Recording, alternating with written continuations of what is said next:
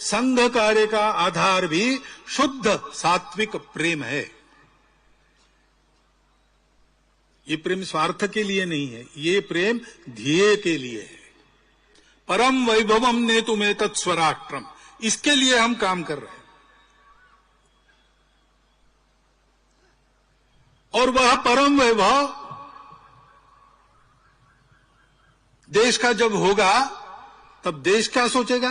देश सोचेगा, हिंदू समाज सोचेगा, हिंदू राष्ट्र सोचेगा वसुधैव कुटुंबकम। भारत बड़ा होता है, सारी दुनिया की मित्रता करता है, शत्रुता करने वालों से भी मित्रता करने का प्रयास करता है। ये इतिहास है और वर्तमान है। बाकी सब लोग स्वार्थ की सोचते हैं, हम लोग संबंधों की सोचते हैं।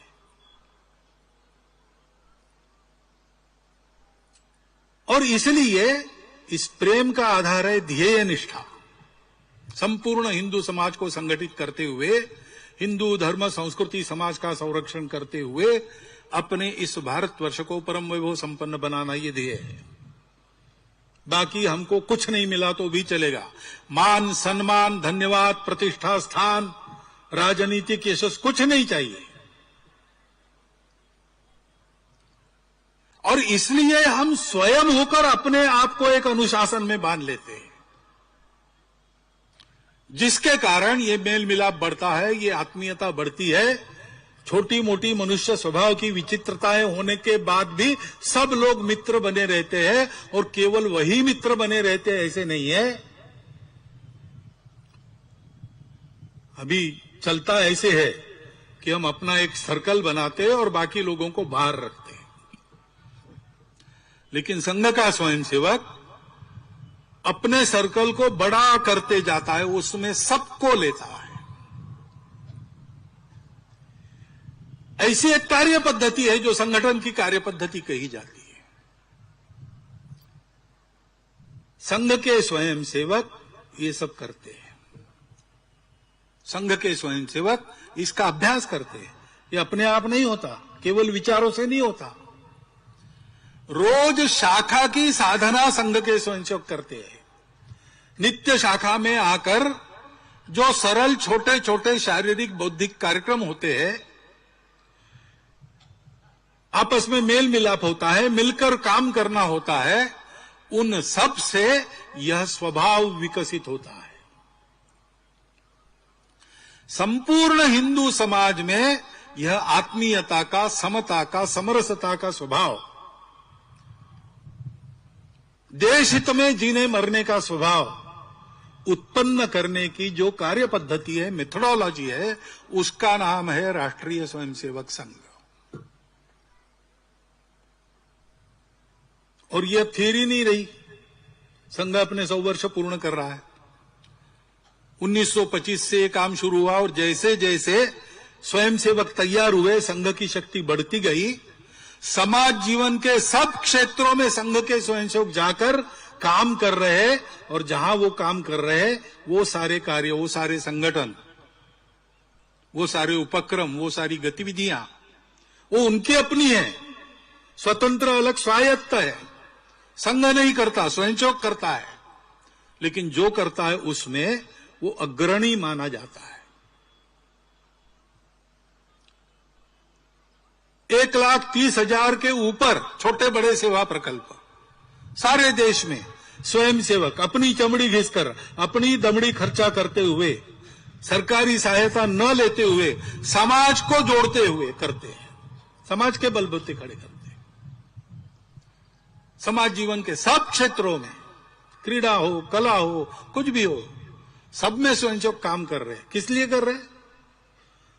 वहां यशस्वी होने के लिए नहीं कर रहे, उस कार्य के स्वभाव के परिष्कार के द्वारा भारतवर्ष की उन्नति में उनका सार्थक योगदान हो सके।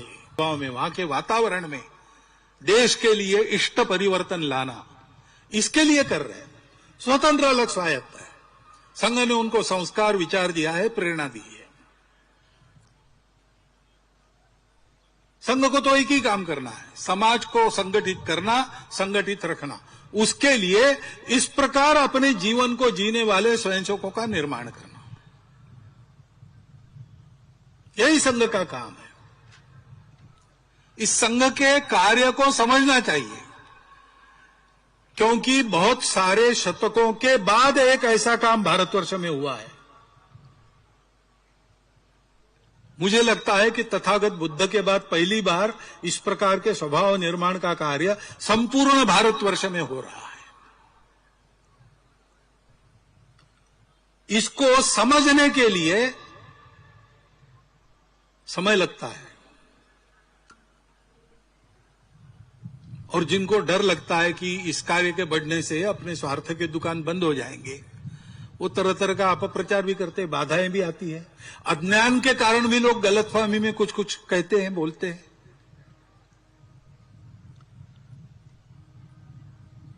लेकिन मेरी प्रार्थना है कि इस संघ को समझने के लिए आप संघ के अंदर आइए। अंदर आने की फीस नहीं है, औपचारिक सदस्यता नहीं है। मन की मर्जी है तब आ सकते हैं, अगर मर्जी उखड़ गई तो आप बाहर जा सकते हैं। मन मर्जी से करने वाला काम है। अंदर से आइए, संघ को देखिए। और जो बातें मैंने आज कही या हम हमेशा कहते हैं, वो आपको संघ के अंदर मिली तो रहिए, संघ के स्वयंसेवक बन जाइए, प्रतिज्ञा लीजिए और काम कीजिए। नहीं है तो आपका मन करे उधर जाने के लिए आप स्वतंत्र हैं। ये तो प्रेम के आधार पर चलने वाला काम है, इसमें कोई जबरदस्ती होती नहीं, इसमें कोई स्वार्थ की लालच दिखाई जाती नहीं। उल्टा है, यहां मिलेगा कुछ नहीं, आपके पास है वो सब देना पड़ेगा। हमारे संघ में हमेशा सूची बनती है, लिस्ट। वो मराठी में उसको कहते हैं यादी, अनेक वचन होता है याद्या, यानी सूचियां। लेकिन मराठी में या यानी आइए और द्या यानी दीजिए, ये भी होता है। तो हमारे एक संघ चालक महोदय कहते थे कि संघ में या यानी आइए, द्या और दीजिए, इतना ही काम है, लेने का काम नहीं है। ऐसा ये संघ है। इसको समझना है तो दूर से देख के नहीं होता, इसका अनुभव लेना पड़ता है। दूर से देखेंगे तो गलतफहमी होगी। अंधों के गांव में हाथी गया तो उन्हें हाथी को हाथ लगाकर देखा और सब फिर वर्णन करने लगे। किसी ने कहा हाथी खंबे जैसा होता है, हाथी के पांव को उन्होंने हाथ लगाया था। किसी ने कहा खंबे जैसा नहीं, रस्सी जैसा होता है, उसने पूंछ पकड़ी थी। किसी ने कहा रस्सी भी नहीं, खंबा भी नहीं, बहुत बड़ी दीवार है, उसने पेट पर हाथ घुमाया था। लेकिन हाथी क्या है, जो देखेगा उसको पता चलेगा। ऐसे संघ क्या है, बाहर से देख के वर्णन करते हैं, अपनी अपनी समझ से देखते नहीं होता। संघ के अंदर आइए, संघ को देखिए। ऐसा ये काम है, ये ध्यान में आया, संघ के कार्यकर्ता बनिए। क्योंकि संघ को अपना नाम तो करना है नहीं, पूरा समाज देश के उत्थान में लग जाए, यही उसकी इच्छा है। और इसलिए पर्याप्त बड़ा संघ है, संपूर्ण देश में पहुंचा है। 70,000 के आसपास शाखाएं आती है हमारी। दुनिया में सबसे बड़ा संगठन कहलाते हैं हम।